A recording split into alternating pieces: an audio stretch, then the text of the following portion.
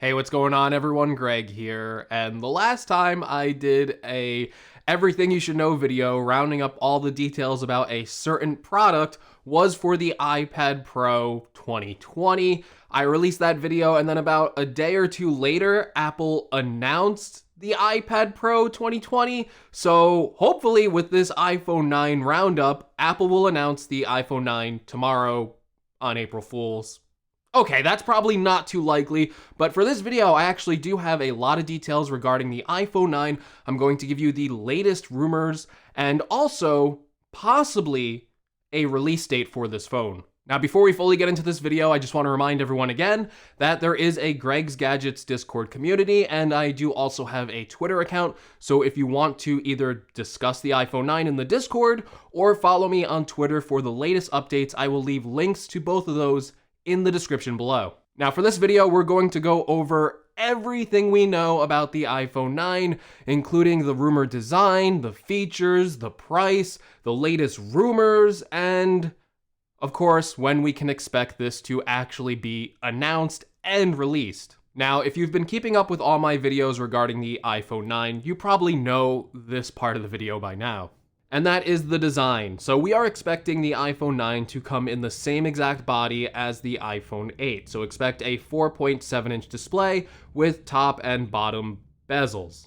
So obviously, because it does have that bigger top forehead and that bottom chin, this iPhone 9 is not going to have a Face ID sensor, obviously opting for a home button with the Touch ID sensor, which actually should make some people happy who don't like Apple's Face ID system. One slight difference may be a frosted glass back on the back of the iPhone 9 that would be similar to the finish on the iPhone 11 Pro. This was one of the rumored design decisions that we first heard about from EvLeaks. On the inside, we're also expecting Apple to adopt the A13 chip, the same exact one found in the iPhone 11 and the iPhone 11 Pro. We are expecting the iPhone 11 to come with 3 gigabytes of RAM, and we are also expecting it to be 0.5 millimeters thicker, which should actually allow for a larger battery. This is important because this is the same strategy that Apple followed with the iPhone SE, putting in the modern chips inside of an older design. That's one of the reasons why the original iPhone SE was so successful. So this phone should get the same exact performance as the $1,000 iPhone 11 Pro. On the back of the iPhone 9, we are expecting a single lens camera system. It's uncertain if this will be the same wide-angle camera that is found on the iPhone 11, but if Apple is following the original iPhone SE strategy, it should be the exact same camera. Even if it isn't the same camera though, we should see other improvements like night mode and deep fusion mode because it will have the same A13 chip, and a lot of those features are software based and are achievable because of the power that's found within inside the A13 chip. Also, I do get this question a lot, and I think a lot of people are confused. So because this is using the iPhone 8's body, it will not have a headphone jack. It will also have a glass back and should still also have wireless charging. And for the starting configurations, we're expecting the 64GB model to start at just $399. That is the real reason a lot of people are really excited for this phone, because it will be a very affordable iPhone. Now, what about the rumors of a second model? I actually reported on this not too far back. The second phone would of course be a larger size version of the iPhone 9. The iPhone 9 Plus, that would follow a very similar strategy to that of the plus size version of the phone since the iPhone 6 Plus, basically a bigger display.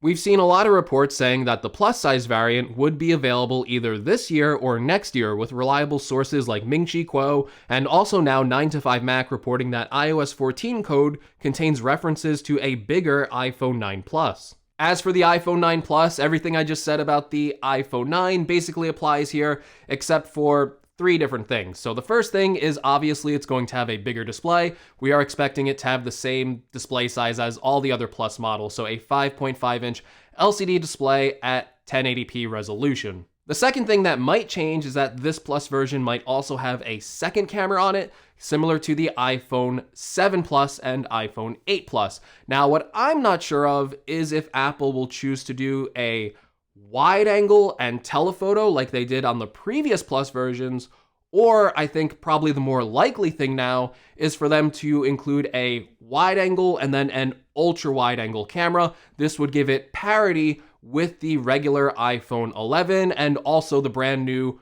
iPad Pro. And lastly would be the price point. So we would expect the iPhone 9 Plus to have a $100 premium, so it would start at $499. Now, the possibilities of an iPhone 9 Plus being launched alongside the regular iPhone 11 are looking less likely just because we're not hearing as many reports about them. Also, there have been some case leaks out of Best Buy, and we're only seeing case leaks for the 4.7-inch version. Speaking of those case leaks, when should we expect this iPhone 9 to actually launch? Listen, we all know that Apple is in a very difficult decision with launching products right now. A lot of their stores are closed all around the world, and Apple launching a new phone with their stores closed would be kind of unprecedented. Obviously, people could still order them through the online store and then get support that way, but I would figure a lot of their sales would be impacted by not having physical locations opened. But then again, Apple did just launch a brand new iPad Pro and a brand new MacBook Air, and on top of that, we have some evidence that this iPhone will be launching in April. This reporting comes largely from John Prosser of Front Page Tech, who recently just tweeted today that Apple is going to launch the iPhone 9, having an announcement on April 15th, with shipments starting to begin on April 22nd. John Prosser has been on fire lately, getting us all the details about Apple leaks and rumors. He has been keeping us up to date on almost everything recently, including the Apple Store closures and the possibility that Apple would launch new products, and they did. So I think this is a pretty good indication that we are going to see these phones sometime in April. However, he does acknowledge that these plans could change. Obviously, everything is pretty uncertain right now.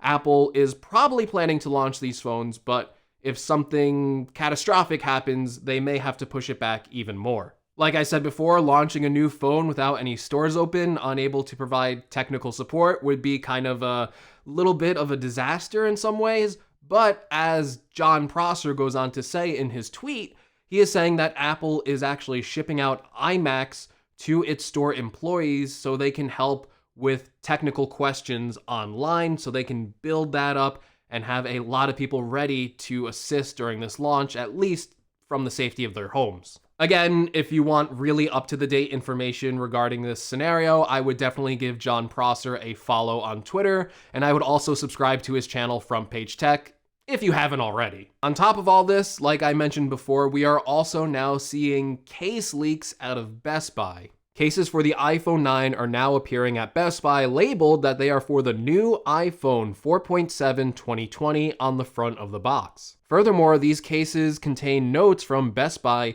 not to put these cases into their inventory system until April 5th. Now, we always see case leaks very early on, and that's usually not a good indication to go on if a phone is going to launch soon, but when a major retailer like Best Buy starts receiving these cases in store, that is a really, really good indication that we should expect this phone to launch very soon. Now, based on these rumblings and based on all the reporting that has been done up until now, I find that this time frame for April 15th seems to be pretty credible. Number one, Apple has been launching products on Wednesday, so that date makes sense. April 1st, obviously, shouldn't be a launch date because of April Fool's, so no one would take that announcement seriously, and it might cause confusion with customers. Obviously, the naming scheme of the iPhone 9 could be seen as a joke. Next Wednesday is also Passover, so it could be a date that Apple would want to avoid launching a new product on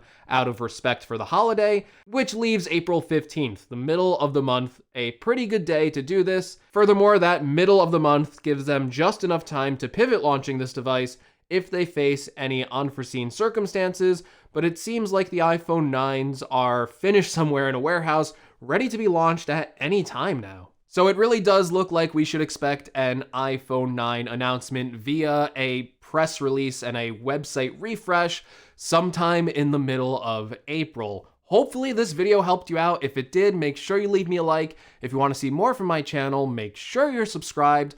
Also, don't forget to join our Discord community and to follow me on Twitter. Also, don't forget to let me know what you think of the iPhone 9 and what you think of this April release date in the comments below. Also, if you want to support the channel out in any way, make sure you check out some of the links in the description.